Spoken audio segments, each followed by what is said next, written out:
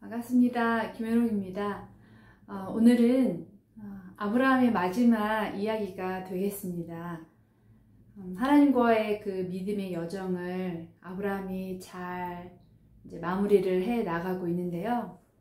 부름 받아서 또 하나님이 약속한 땅에 와서 그곳에서 있었던 좌충우돌, 아브라함의 그 연약함, 또 실수, 조급했던 마음, 또 때때로는 용감했던 아브라함.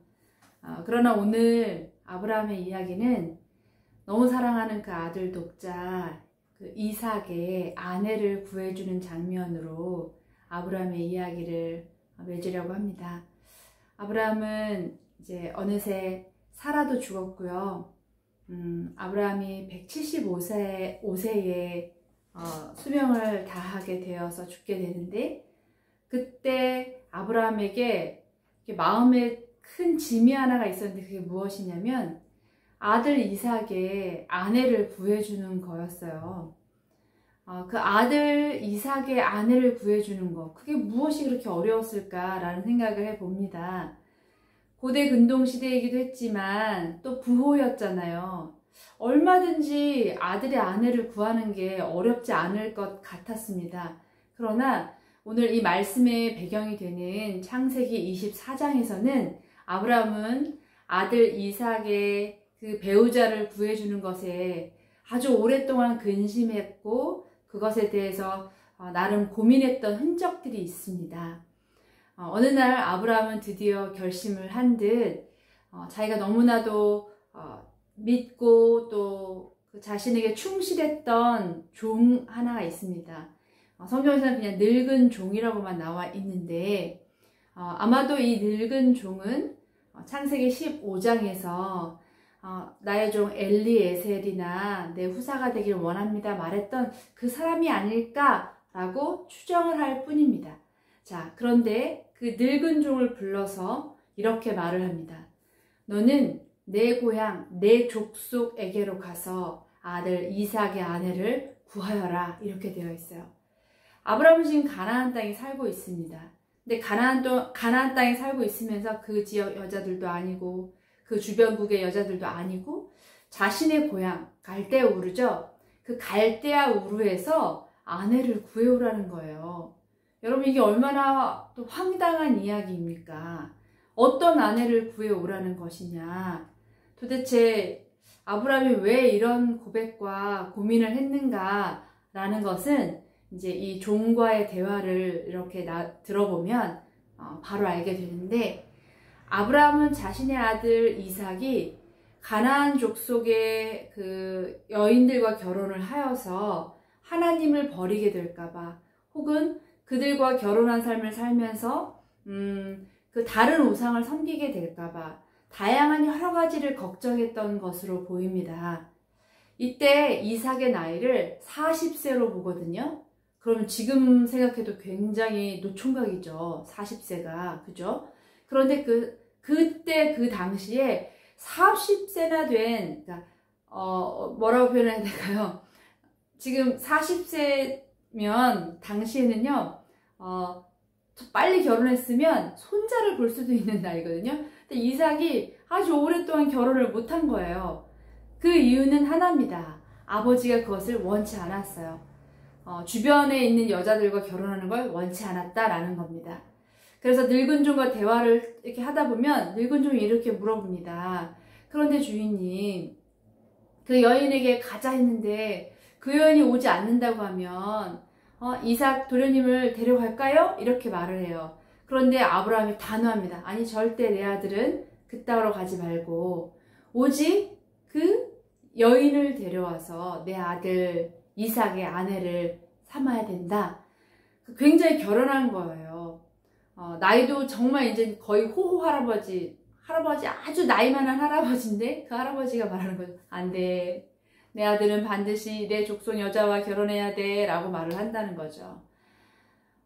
근데 생각해보면 지금 아브라함이 살고 있는 시대의 가나안 족속이나 아브라함의 고향인 갈대아 우르나 사실 별반 차이가 없거든요. 다를 게 별로 없습니다. 왜냐면 그 시대에 하나님을 믿고 따르고 섬기고 있는 건 아브라함이에요. 아브라함 자신이란 말이죠. 그리고 아브라함 때문에 그 아브라함의 그 가솔들, 그들의 식구들이 하나님을 아는 정도지, 그렇게 하나님이 막 갈대아 우르에도 막 가나안 족속에게도 막 하나님이 막 굉장히 유명한 신으로서 이렇게 추앙받는 시대가 아니다라는 겁니다. 그런데도 아브라함이 굳이 갈대아 우르, 내 고향, 내 족속에게서 아내를 데려와야 된다라고 말을 하고 있습니다. 아마도 이것은 아브라함이 하나님 앞에 할 수 있었던, 그리고 자신의 아들 이삭을 위해서 할 수 있었던 그의 마지막 그 믿음이 아니었나 싶습니다. 지금 이 시대에도 결혼이 쉽진 않잖아요.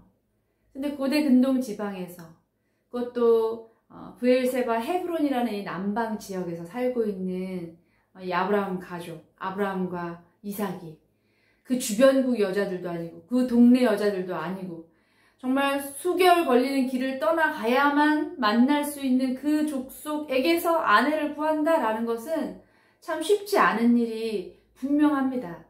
그런데 여기에서도 이삭은 매우 순종적이고 아무 말이 없습니다.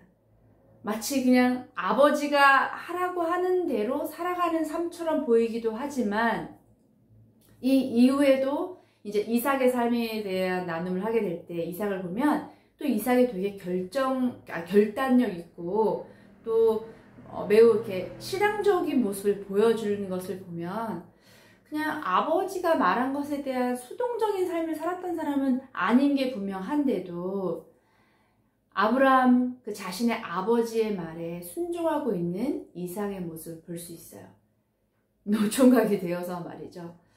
여러분, 아브라함은 하나님 앞에 이 귀하게 얻은 이 약속의 자녀였던 이삭을 정말 귀한 가정을 이루게 하고 싶었던 것이 분명합니다. 그것은 약속에 근거한 것이기도 했지만 아브라함이 지금 하나님께 드릴 수 있는 그의 마지막 믿음의 결단이며 고백이 아니었나 싶어요. 이 이야기의 끝으로 아브라함의 이야기는 한참 후에 그가 175세를 향년하고 죽었다라고 나오고 끝이 납니다. 이제 자연스럽게 이야기는 아브라함에게서 이삭으로 넘어가는데요. 그럼 오늘 이야기를 통하여서 제가 여러분에게 나누고 싶은 것은 무엇이었냐면, 그의 인생이 참으로 복되고 아름다웠다라는 겁니다. 그가 처음 부름받았을 때에 좌충우돌을 하고 때때로 자신의 실수와 연약함 때문에 하나님 앞에 그 믿음의 어떤 시험들 가운데 많은 연약한 모습 보였지만, 결국에 아브라함은 믿음의 조상이라고 하는 그 믿음을 하나님께 승인받았고 그 믿음을 하나님께 드린 사람입니다. 이제 그 아브라함의 삶에 이삭을 향한 그 믿음의 이 바통을 연결해 주는 거죠. 이어주는 거죠. 그의 그 마지막 그 모습이 참 아름답고 또 신실하게 그 역할을 해낸 것이 참으로 복되다라는 생각을 해봅니다. 그가 75세에 하나님 앞에 부름을 받았습니다. 그런데 175세에 죽습니다. 그러면 100년이라는 시간 동안 아브라함은 하나님과 동행한 거예요. 하나님이 말씀하신 대로 순종하며 살아간 겁니다. 그의 모습이 아름답지 않을 수가 있겠습니까? 사랑하는 여러분, 어떠십니까?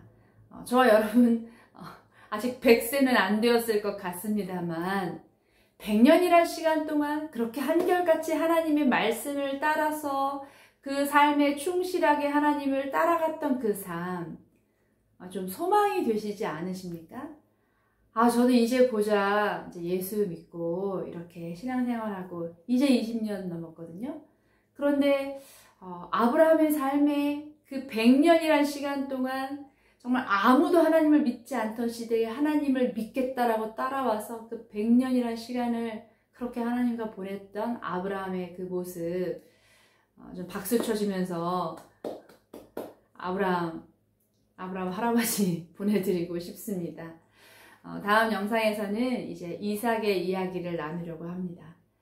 이삭을 향한 이 아버지의 간곡한 부탁, 그 늙은 종이었던 그가 어떻게 이삭의 아내를 찾았을까, 우리가 좀 기대하면서 다음 영상 봐주셨으면 좋겠고, 또 오늘 영상 들어주셔서 너무나 감사합니다. 고맙습니다.